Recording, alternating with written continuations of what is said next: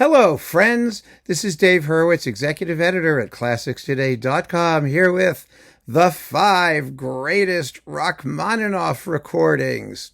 Now, in tackling Rachmaninoff, you are only allowed in your list to cite a maximum of 2 piano concerto performances. No more than that, because Rachmaninoff was actually a very versatile all-around composer. He wrote magnificent music in other media. If you don't know the music in those other media, you don't have to contribute to the list, or you can limit yourself to just the 2 piano concertos, but no more than 2. He wrote symphonies, he wrote operas, he wrote chamber music, he wrote tons of solo piano music, he wrote choral works. There's a lot there. And in creating a very interesting list of the greatest Rachmaninoff recordings, a real discography, I would really like for those who don't know Rachmaninoff as well as some of you do, to be able to experience him in his totality, not to just get hung up in the cult of the 3rd piano concerto or the 2nd piano concerto. I mean, it's just sort of crazy. You know, there are niches in the classical music world, and one of the most revolting of all of them is the Rachmaninoff 3rd Piano Concerto niche, which is a competition piece now. And so every flash-in-the-pan, up-and-coming young pianist has to do it, and they record it. And as often as not, people rave about those performances, and there's arguments back and forth. I mean, he did so much more, and I don't even think those are his best works.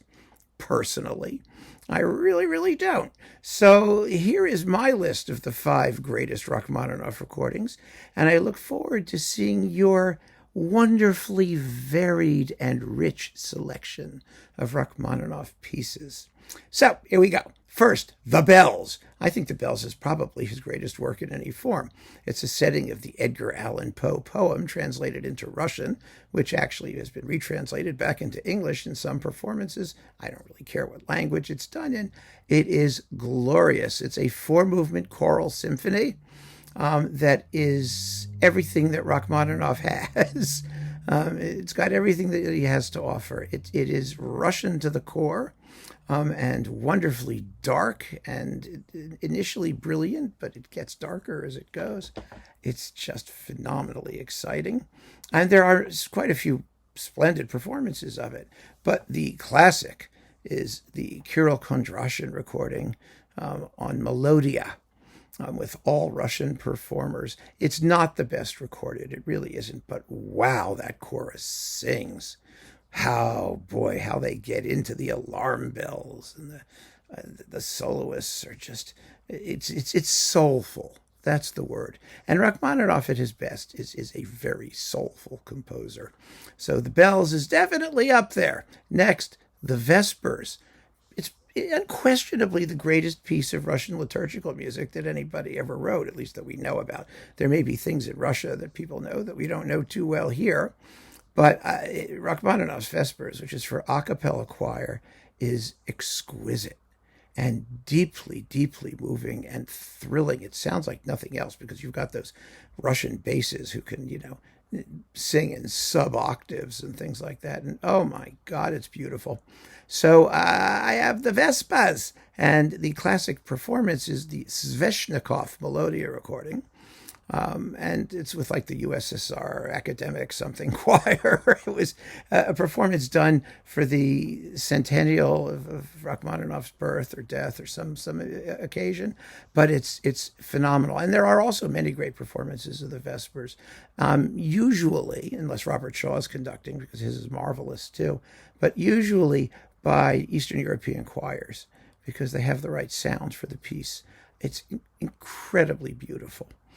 So I would definitely give that a shot if you like choral music and you like sacred music. My goodness, it's a screaming masterpiece that a lot of people who admire Rachmaninoff really don't know. And it's a world apart from the Rachmaninoff 3rd Piano Concerto crowd and the competition circuit. But it's a legendary work in the choral music world. So there's that. Now we'll get to some orchestral stuff. Symphony Number 1, Ashkenazy and the Concertgebouw. Where this performance came from, I have no idea, but everybody's just on fire for it. It's incredibly intense. I mean, the first symphony, remember, was a fiasco in its first performance, and it was only reconstructed after Rachmaninoff's death. They found the parts, and they were able to put the thing back together. It is, in some ways, his best symphony because it has an uninhibited sort of, he just lets himself go in it. I mean, it has a motto, "Vengeance is mine, I will repay," or something like that. You know, it's a whole Megillah.